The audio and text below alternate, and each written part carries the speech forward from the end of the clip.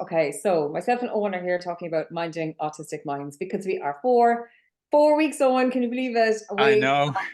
What's that? We should be counting the days. Then really, it's like Christmas, it has that feeling of just excitement. Yeah. I think definitely now in another week or so, when we get into April, I'll be somewhere between very excited and kind of sick with excitement. A bit like Christmas. It's just so big. The thing is just so momentous, really. It is absolutely. For me, my life is now before conference and after conference. I think so. I think so. Like having a baby. It's like this is Yeah. what I can do before the conference and then after the Yeah, conference. yeah. Yeah. But I think it will actually, have that impact for a lot of people without exaggerating, because, the first conference that you did in early 2019, like my life is before that conference and after that conference, it's before and after various other things in my life as well. But that is definitely a milestone. There's absolutely no doubt about it. And I think that's because partly, and I think this applies with this conference as well, partly because there are really important things that need to be said, and we will be saying them, and lots of people will be saying lots of really important things and asking lots of important questions.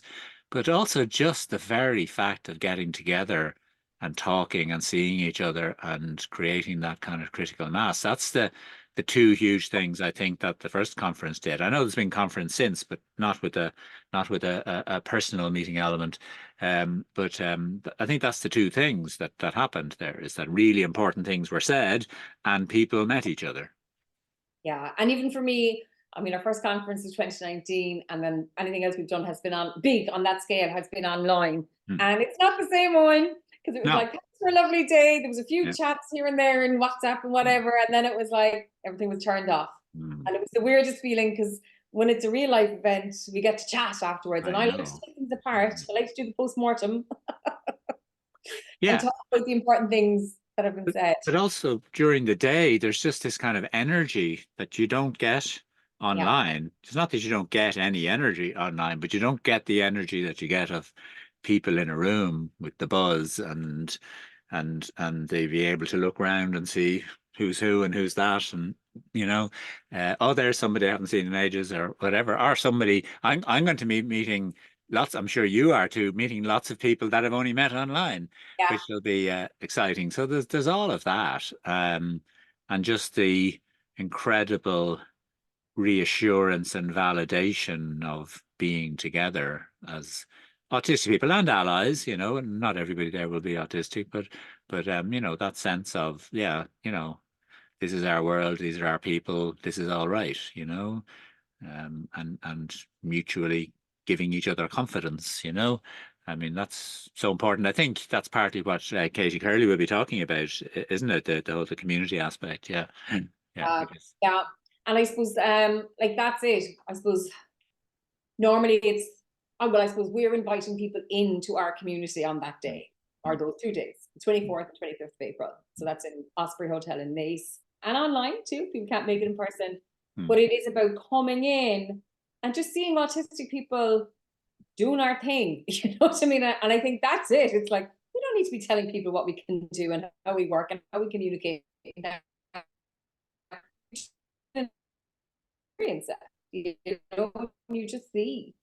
I suppose it's first hand, isn't it? Yeah, yeah, it is. Yeah, it is Can I first lose you for a hand. second? Yeah. And being autistic people, just being, Mm. and having a good time and enjoying ourselves and being productive and being well. And that's partly, for me, a part of the theme, certainly of what I'll be talking about, is that, we're talking about minding autistic minds, and we're talking about, autistic people, children and adults, and mental health. But then partly what I'll be talking about is that mental health all too quickly just means mental illness, and trying to kind of make that a bit better. I mean, in general, the health services are about illness, not wellness. In general, mental health services are about, just, yeah, can we just help a bit, people to be a little less, struggling, rather than what does wellness actually look like, And so I think that is great questions to be looked at of, what are thriving autistic lives like, and, we won't all be suddenly thriving after the conference. We won't all be always thriving on the day. There'll be technical glitches then as well. But we'll be thriving some of the time because we're hearing what we need to hear and we're with people we need to be with. And this is what being autistic looks like when we're in the right place with the right people. Yeah. Yeah, I was at the conference in UCC, Neurodiversity Society, Yes. last day. Oh, I do. I actually feel like 20 years younger. I feel like I know. I know. my energy is totally different. I know. It is just so different. And even though I do this work on top, all the time, it is predominantly online, I suppose. So just to be around people and just to kind of, it just is, Well, so good for us. I mean, yeah, good when for we us. Exactly. actually, yes, Yes. being yourself and other people and being with people who are like you and being in a space where you're celebrated, you know what I mean? Yeah. You're I mean, accepted and you're understood and yeah. you're so welcome. Yeah. Welcome. Yeah. And people don't want you to be something else than what you are. And, I want to come back to that piece around us, all being those of us who'll be there physically on the day. But just to mention again, you talked about the fact that, it is online as well, and there'll be lots of people attending online and there'll be lots to be got out of that. And for anyone who can't even attend online on those days, they can pay for the online and get a recording. Yeah. So, there's lots of ways that you can get benefit out of this and get continuing professional development if that's part of what you need to get. So hopefully the waves will spread far and wide. But one thing, that I noticed there in the last few days on social media, you've been showing displaying the badges that you got, the traffic light badges. And for me, for instance, in the 2019 conference, that was a revelation. That sense is you could be in a place where people actually understood that it was important to be for it to be seen as a normal thing, that you might not want to talk to people all the time, but that equally you might want to talk to people all the time. Whereas this is awful thing. It's like what you get a lot in the world of disability in general, this awful kind of either intrusiveness where, people think, there's something to be criticized in the fact that somebody might not want to be chatty, but then equally it's almost like then you're dismissed, as in, well then, yeah, sure, they don't do that, so we'll never talk to them, So just this freedom of this sense of what a wonderful, simple idea. You wear your green badge or your orange badge or your red badge, and people just again, without being put off. You don't feel you're hurting anybody. You don't feel you're going to be seen as being rude. Like that's just one small element, but it's not small. It's like it was like a revelation to me now when I went to the 2019 conference. I remember going to conferences and like going out and just having some lunch in the car, because that for me was like, I can't. Oh yeah. I love to go to the conference and whatever, and then just going, I can't stand around with these sandwiches that I won't eat anyway because there's like stuff in them. And also, I can't, and just if I had like an orange badge or something in that scenario, and someone had just said, "Do you want to join us?" I'm fine then. I don't touch me. It's just that I'm not going to walk up to somebody, or I wouldn't maybe back then. So yeah, I mean, they're just helpful for people in general, aren't they? Because not everybody. Well, that's the thing, isn't it? Walk over and network, and some people are very happy to be part of a group and just listen to what other people are saying. That's it. So, we will have we're putting together our accessibility guide now, just to let people know those kind of things that we're doing, things that we take for granted, I suppose, as well, because we're used to doing them in our own spaces. We will have a chill out space, and it will just be, I've got a quiet space, a chill out room where people can go and relax or get away from the crowd if needed. There's a lovely outdoor space, weather permitting. It has been raining now since October. Surely it'll dry off in April. But I suppose, one of the reasons I wanted to hold this conference, one is because most of the time, sure, we're talking about autism or autistic people. We're talking about trauma. We're explaining anxiety. We're talking about very, obvious signs of a community that are struggling. And I suppose I really wanted to bring attention to that, and that's the title of the conference. I think it actually is grabbing people's attention, actually. Yes. You know, I don't think we've ever had so much interest in an event. Yeah. Brilliant. Yeah. But that's what I was thinking about. Yeah, immediately before our chat as well. I was thinking that, like I said a few minutes ago, and I will be saying in the conference, we also need to think beyond, the sort of, terrible level of trauma and huge rate of mental health problems in the autism community, and also think where are we heading and what's wellness going to look like. So I do want to talk about that as well. But in the meantime, the real trigger for the conference is that there is a massive rescue operation that has to happen. And, Rescue operation. there's so many people struggling. I mean, it's not hard to see if you look, and people just don't look, like is often the case when there's struggling communities. Now, I have a particular eyes view on it because I see clients, and these days I pretty much entirely see autistic clients are people who are wondering if they're autistic.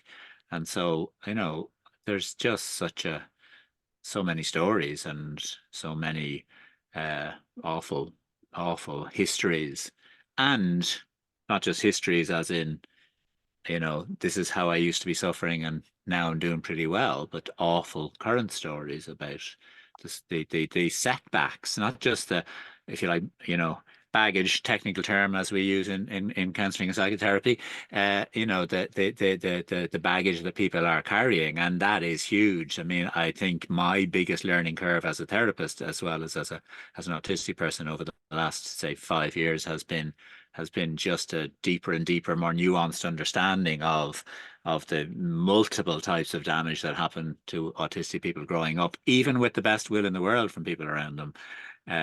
And that is, it's not even just that then, yeah, but now it's okay. It's like, yeah, every week when I see a client, often there's just another story of just how difficult it is to be autistic in the world, and how damaging that is for their mental health, how depressed they are, how traumatized they're still getting, how anxiety is just a feature of every day. That's the And I reality. think that's really important for people to understand, Owen, because if you've gone through a trauma early in your life and you go to a therapist, you can, heal somewhat from that, and your life improves. But if you're getting therapy to heal the trauma, but you're still going back into situations where you're being trauma, it's like, you're not magicians. You know what I mean? It's like, actually, we need society, we need workplaces, we need schools, we need families, we need everybody to change how we interact with autistic people, because that's what's happening, really, isn't it? Like, it's we can support somebody through healing and finding their authentic self, but unless their environment changes, it's just their lives really aren't going to improve to the level that they need to. And I kind of find that there's a very low level, very low standard of well-being for autistics. It's like, cope with school or college, or Yeah, cope with yeah, work, that's or a good way of here's putting it. some strategies to regulate yourself. It's like, Yes. we need to live our lives. We need to smile or slap or express our joy in whatever way we want to. There needs to be a space for us, Yes. and Yeah. we need those standards, because it's very much like, or they're measured off kind of neuroconformative goals, like, well, they got married, or they're in college, or they have a job, but nothing about our happiness, our sense of, who we are, or any of that is kind of taken into account. I find that it's just, well, at least they're not as traumatized as they were. Oh, well, you've picked up the plant label metaphor from me, Yeah, um, love which it. is great. I'll be going to the garden centre now soon over the Easter holidays, so I'll be reminded of that.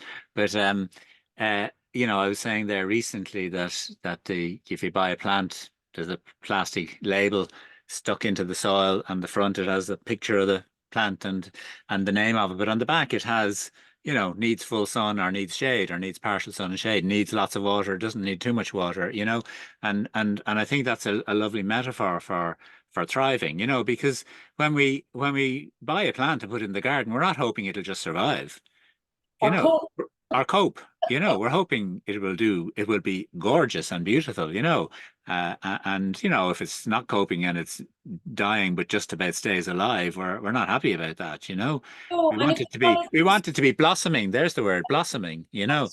and blooming. And if the sun's too strong, we can give it a bit of shade. And if the ground is too dry, we give it water. We change that plant's environment. And that's exactly what we need to be doing for autistics, you know? Yeah.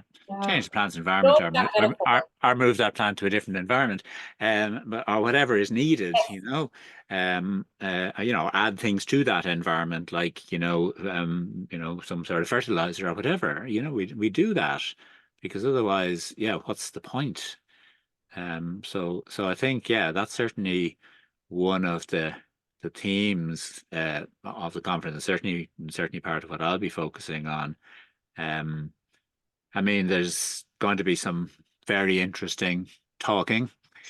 We're good talkers, if we're in the mood and we like the subject. So, I mean, that's another wonderful thing I find, that I just, love about, I'm not always autistic people, but certainly a lot of the time I get some of the best talking with autistic people, including yourself. That again, the 2019 conference had that feel to it, where it's just like, the intensity of curiosity and excitement and things that people had to say, and new thoughts and creative thoughts and interesting questions, and all the stuff that, as we know, I mean, it's part of what we, in our training courses, for instance, teach people about autistic people, or teach therapists a bit about autistic people, is, like, don't treat the curiosity and the intensity of learning as some sort of childish thing, in a negative sense of childish. I mean, I love the idea that it's childish. It's full of wonder. It's full of questions. It's full of whys. It's full of, this is interesting. Let's talk about it for ages and ages and ages and ages and ages, and look at it from every angle, That's like really neuroconformative thinking, that's how children act. And actually, school just stamps out that kind of thinking, creativity and excitement and exploring and joy. That's not childish. That is actually what we're like. It's just that it's stamped out, really. You know what I mean? Totally. Yeah, I'm really looking forward to, the presentations, the workshops, but the chats, the Fringe Festival, as I like to call it. That's it. Very good. Yeah, totally. And just all the thinking afterwards, like, it's going to be amazing. And I suppose anyone who knows us, anyone I've been talking to, is just like, what a lineup. Like, what a lineup of speakers and presentations. Like, well, Kieran Rose will be talking, in a way, about exactly what you've just been talking about there. The piece of the squashing, the being squashed piece. And I mean, autistic people aren't the only people who are squashed, but we are more squashed, because there's a bit more of a fit between the more neurotypical people and the neuronormative model now. It's not all fit by any means, and there's some very interesting things we can say about that. And again, I'll touch into some of them.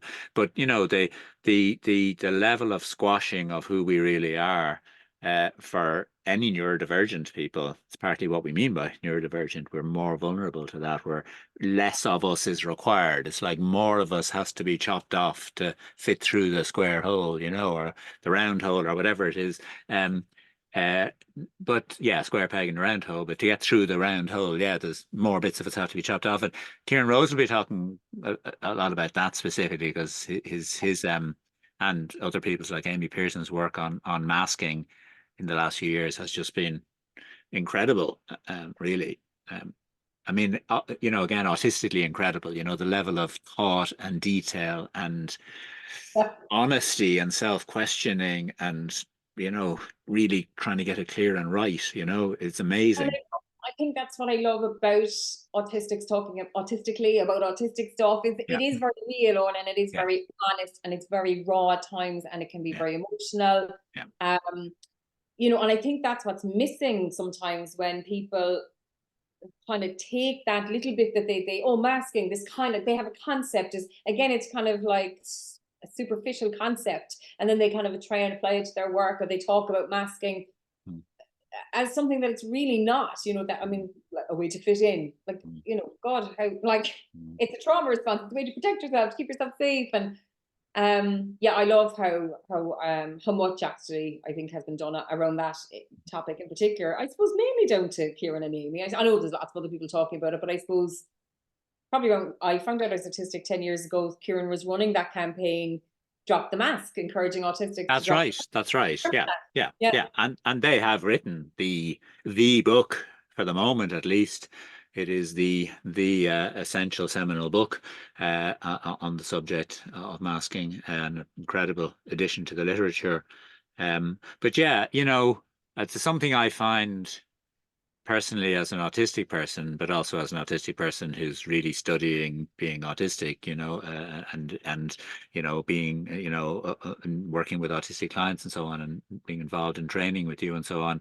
It's that, you know, if somebody asks me a question, in general anyway, as an autistic person, but particularly about this stuff, like I wouldn't bother saying, do you want the 1 minute version or the 10 minute version? It's like they've the option of the 20 minute version or the 2 hour version. That's it, really, you know, because anything else is kind of a waste of time. Otherwise, you know, just go and read something really and then come back with a few questions, because Yes. otherwise, no, you know, there's too much here. Don't treat it as something that there's quick answers to. I mean, we're still on a learning curve. That's the other exciting thing about the conference. It's not like we even, you know, we're not saying quite the same things about a variety of aspects of being autistic that we were 5 years ago. We won't be saying quite the same things in another 5 years. A lot of it's the same, but a lot of it has moved on a bit, you know. So it's very Constant exciting. learning and evolving, you know, Yeah, and I think that's why so many of us never use that word expert, yeah, because it's not yeah, taking it literally as autistics. yeah, It's that really nobody should, you know what I mean? And I yeah. think it has such a just bad association for autistic people anyway, because of all the autism experts who Mm, clearly got a lot of stuff wrong. mm, But that our conference is not about them, it's about us. mm. So I'm really looking forward to it, Owen. We're going to wrap up there now because we're going to have actually our team meeting shortly. Great. Really looking forward to it. But thank you for having a chat today. Sorry Oh about yeah, loved it. Yeah, great. messing Very up with excited. it is very exciting. Mm, Yeah. I just have to be disciplined now. I'm like, how are we going to stop talking the night before? mm. There's that. There's that. I know, and the night in between, that'll And be then even worse. Yeah. Mm, mm, how are we going to fit it all into a few hours and be disciplined to go, oh, look, we've got to do this big conference tomorrow. But I'm sure we will. I'll go ringing a bell or something. yeah, we'll have to do something. Switch off the lights. Yeah. Yeah. Yep, Well, mm. that would only make it very comfortable. But Yeah, probably. Yeah. yeah, I'm getting giddy now. I'm getting really excited about Ah, it. yeah, it is. Very exciting. Really looking forward to it. Yeah. Yeah. Yeah, it's going to be brilliant. It Yeah. really is. Yeah, no, it's going to be fantastic. So thank you so much for coming along, Owen. Anybody who Pleasure. doesn't know Owen works with us at Awesome Training, delivering on our Dawn course, and which is flying. We've got 100 It people is. now trained up in Great. Dawn. It's brilliant. Great. Yeah. Um, Amazing. Amazing. yeah, Yeah. and Owen is one of our speakers at Ausome Conference, our Minding Autistic Minds conference. And I'll pop the links to above the video or under the video so everybody knows where to go for more info. Owen, thank you so much. We'll talk Pleasure. to you again. Great. Cheers. Great stuff. Great to Bye. see you. Bye. Bye bye. Bye.